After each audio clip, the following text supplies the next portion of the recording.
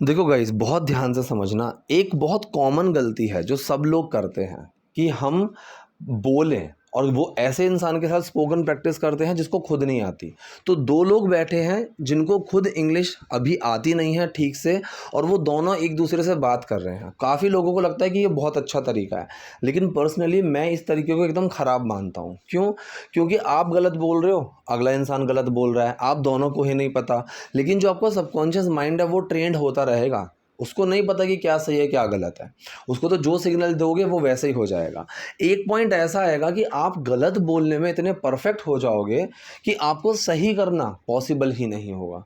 तो आप spoken practice please ऐसे ना करें कि आप किसी के भी साथ कॉन्वर्सेट करने लग जाओ जहाँ पर सामने वाले को भी इंग्लिश ठीक से नहीं आती है, आपको भी नहीं आती है। ये तो वैसे ही हो गया कि आप गाड़ी चलाना सीख रहे हो और किसी ऐसे इंसान को साथ बैठा लो जिसको खुद नहीं आती, तो क्या होगा? ठुक जाएगी, एक्सीडेंट हो जाएगा। ठीक है? तो ऐसी गलती मत करो। इससे अच्छा है, अब जैसे हमारी स्पोकन क्लासेस हैं, वहाँ पर मैं अवेलेबल हूँ। छोटी मोटी कोई अगर इग्नोर करने वाली मिस्टेक है, बच्चा कर रहा है, तो कोई प्रॉब्लम नहीं है। बड़ी कोई गलती होती है, मैं उसको वहाँ टोकता हूँ कि ये गलती बड़ी है, ताकि उसका सबकॉन्शियस माइंड उस चीज़ के लिए ट्रेंड ना हो और कॉन्शियसली वो उसको सिग्नल भेजे। क्योंकि होता यही है कि बच्चे 10 गलती करते हैं और उनको बार बार रिपीट करते हैं, और बार बार जब मैं उनको सही करता हूँ ना, उनकी नंबर ऑफ मिस्टेक्स कम होती चली जाती हैं। ये तरीका बेस्ट है। फिर हम स्क्रिप्ट लेकर आते हैं जिसमें ऑलरेडी एक सेट ऑफ सेंटेंसेस और सेट ऑफ कॉन्वर्सेशन होती है। उसकी हेल्प से आप प्रैक्टिस करते हो तो आप सही सेंटेंस की प्रैक्टिस करते हो, और क्लास के बाद अकेले में आप उस स्क्रिप्ट की हेल्प से प्रैक्टिस करो, तो सबकॉन्शियसली आप सही इंग्लिश बोलने के लिए ही ट्रेंड होगे। ठीक है? तो अगर आप लोगों को कोई भी क्लास ज्वाइन करनी है, मंडे टू फ्राइडे हमारी क्लासेस हैं, सैटरडे संडे की एक्स्ट्रा क्लासेस भी हैं। सैटरडे संडे में प्रीमियम बैच भी शुरू करने वाला हूँ, 2-2 घंटे की क्लास होगी जिसमें मैं पर्सनली खुद वीडियो में आकर पढ़ाऊँगा, हर चीज़ का रिवीजन भी होगा, टॉपिक भी होगा। थ्रू द वीक भी हमारी क्लासेस चल रही हैं, जिसमें सुबह 9 से 10 और रात को 11 से 12 की बेसिक हैं। बाकी सारी क्लासेस हमारी स्पोकन प्लस एडवांस पर अभी चल रही हैं। तो अगर आपको कोई भी इंक्वायरी हो, ऊपर नंबर है, उस पर मुझे व्हाट्सएप कर सकते हो। आज की क्लास हम करते हैं शुरू। देखिए, पहला सेंटेंस यहाँ पर लिखा हुआ है, मुझे समझ नहीं आ रहा तुम यहाँ आए ही क्यों हो। मुझे समझ नहीं आ रहा, आई एम नॉट अंडरस्टैंडिंग, ये नहीं बोलना है, ये बिल्कुल भी नहीं बोलना है, आई एम नॉट अंडरस्टैंडिंग। क्योंकि हमें लगता है कि अंडरस्टैंड का मतलब क्या है, समझना ही तो होता है। और मुझे समझ नहीं आ रहा है प्रेजेंट कॉन्टिन्यूअस सेंटेंस है, तो बना दो आई एम नॉट अंडरस्टैंडिंग। नहीं, ये गलत हो जाएगा। अंडरस्टैंडिंग जो वर्ड होता है वो एक क्वालिटी को दिखाता है कि वो इंसान बहुत अंडरस्टैंडिंग है। तुम दोनों के बीच में कोई भी अंडरस्टैंडिंग नहीं है। तो अंडरस्टैंडिंग कोई एक्शन नहीं होता है, अंडरस्टैंड होता है।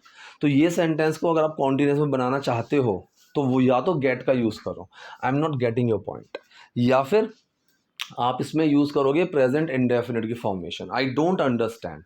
तो हिंदी में चाहे यही, एक सेकेंड, हाँ जी, तो यहाँ पर सेंटेंस ने बोला आई डोंट अंडरस्टैंड, तुम यहाँ आए ही क्यों हो। प्रेजेंट परफेक्ट का सेंटेंस है, सेंटेंस का आंसर यस और नो में नहीं दे सकते हैं। तुम यहाँ क्यों आए हो, तो यहाँ पर सेंटेंस जब क्या बनाते हैं ऐसे क्वेश्चन का, तो पहले WH वर्ड आता है, फिर हेल्पिंग वर्ब आता है। तो वाई हैव, फिर सब्जेक्ट आएगा यू कम हियर। अब जो ही का सेंस है, भी का सेंस है, उसके लिए हमने यहाँ पर क्या लगाया है, इवन। तो सेंटेंस बना why have you even come here, तुम यहाँ आए ही क्यों हो। ठीक है? तो सेंटेंस क्या है पूरा, कि मुझे समझ ही नहीं आ रहा तुम यहाँ आए क्यों हो, I don't understand why have you come here. ठीक है, नेक्स्ट इसने कहा है, मैं ये सब और नहीं झेल सकती, मैं ये सब और नहीं झेल सकती। ठीक है, झेलने को हम बोलते हैं टेक, टू टेक, जैसे आई कांट टेक इट। ठीक है भाई, मैं इस चीज़ बर्दाश्त नहीं कर सकता, मैं चीज़ें नहीं झेल सकता। ठीक है, तो यहाँ पर इस सेंटेंस में बना, इसने कहा कि I can't have it any more या फिर I can't take it any more. मैंने ये चीज़ कई बार बताई है क्लास में, हैव या टेक ये एक दूसरे को एक्शन में रिप्लेस कर सकते हैं। जहाँ पर आप एक्शन में टेक लगाते हो ना, वहाँ पर आप एक्शन में हैव का यूज़ भी कर सकते हो। I can't have it any more या फिर I can't take it any more. ठीक है, कि भाई मैं ये चीज़ें और नहीं बर्दाश्त कर सकती, मैं ये चीज़ें और नहीं झेल सकती। ठीक, नेक्स्ट, ये बहुत गुस्सा दिलाने वाली बात है कि तुम अभी भी इंग्लिश नहीं बोल सकते। एक्चुअली एक वर्ड है यहाँ पर, ठीक है, वर्ड है इन्फ्यूरिएटिंग।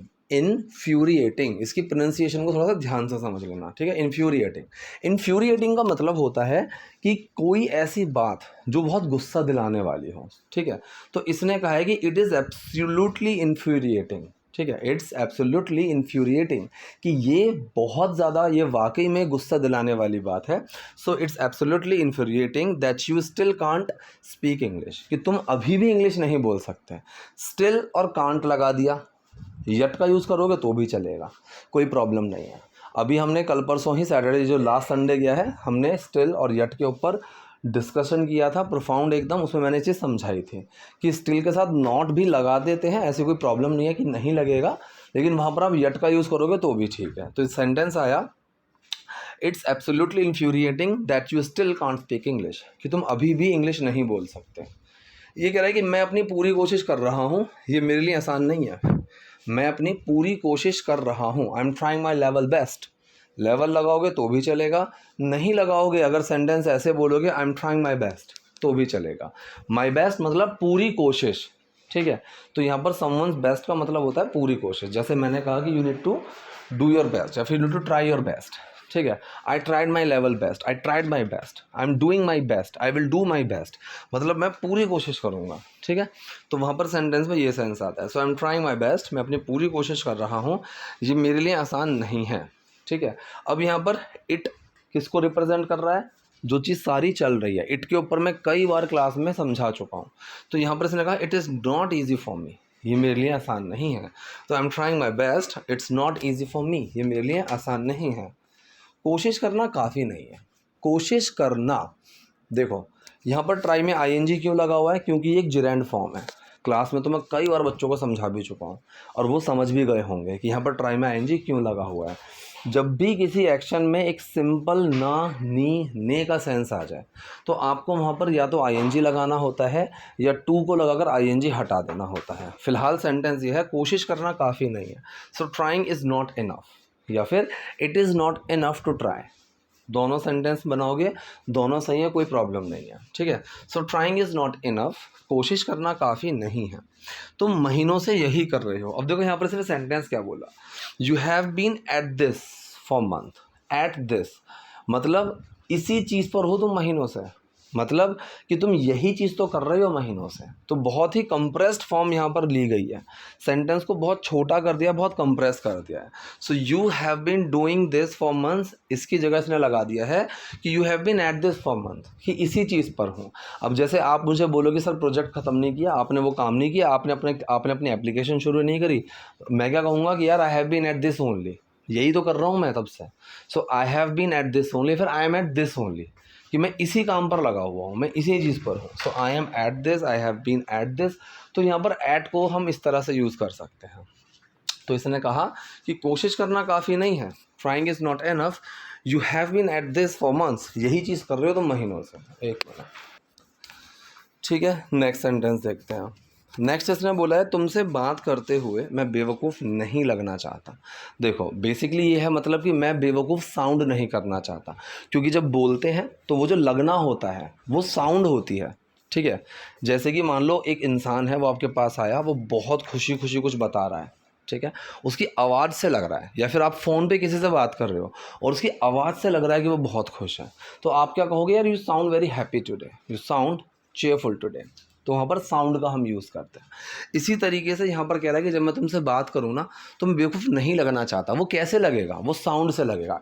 कई बार हम हिंदी में भी आपने बहुत देखा होगा, लोग ऐसे बोलते हैं कि मैं ऐसा साउंड नहीं करना चाहता, या फिर वो ऐसा साउंड कर रहा था. ये साउंड एक एक्शन ही तो है.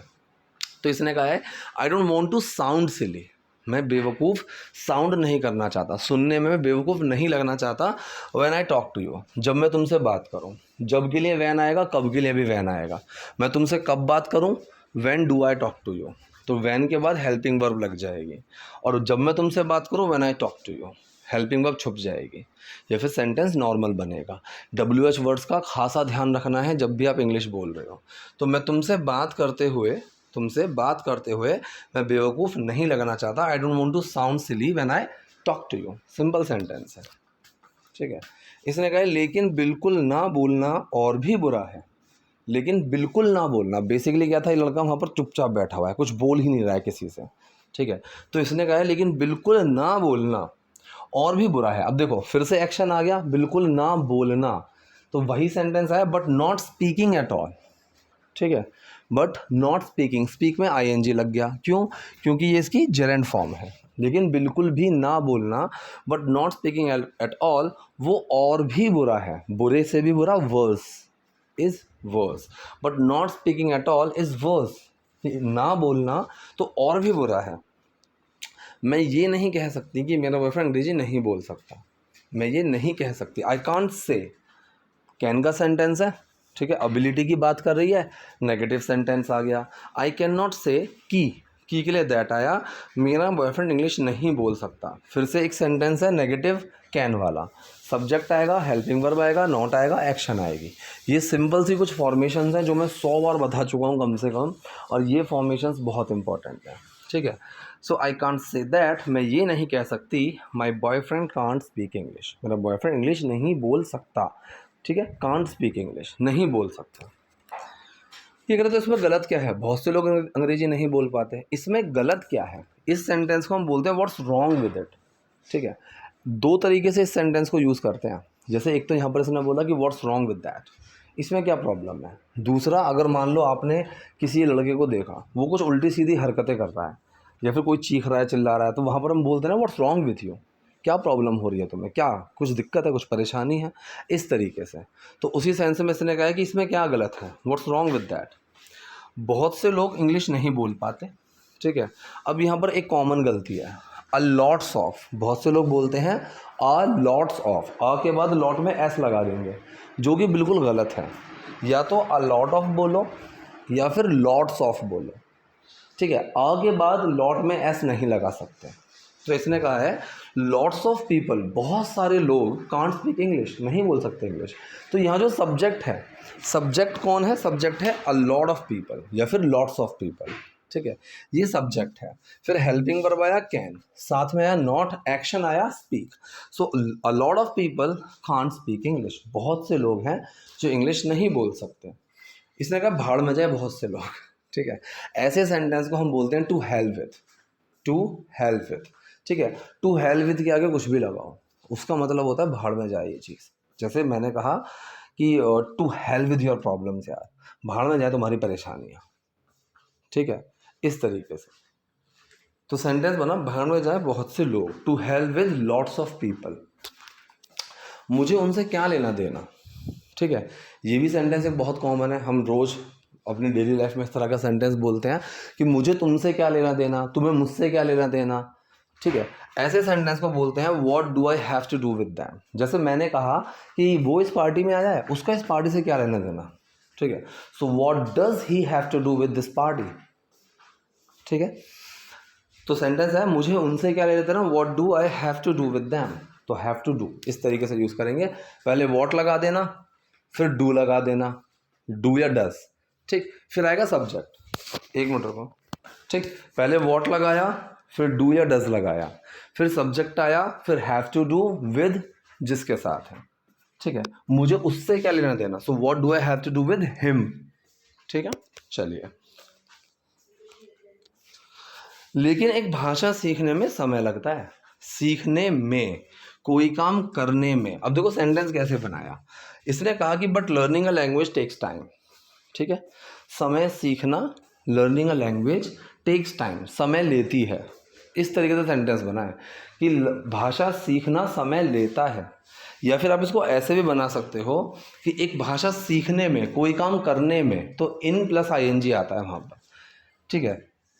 तो इन लर्निंग इंग्लिश, भाषा सीखने में इट टेक्स टाइम, ऐसे आप बोलना चाहो बोल सकते हो, वरना सेंटेंस हमने सिंपल बोला, learning English, learning a language, एक भाषा सीखना टेक्स टाइम, समय लेता है, ऐसे बनाया है, ठीक है। या फिर it takes time in learning a language, भाषा सीखने में समय लगता है, कुछ भी बना सकते हैं, ठीक है। तो ये थी आज की वीडियो, आज के सेंटेंसेस। आई होप आपके लिए वीडियो यूजफुल रही होगी। कोई डाउट, कोई क्वेरी हो तो do let in the comment section. Video पसंद है लाइक कीजिए, नए हैं लाइक सब्सक्राइब दोनों कीजिए। Thank you.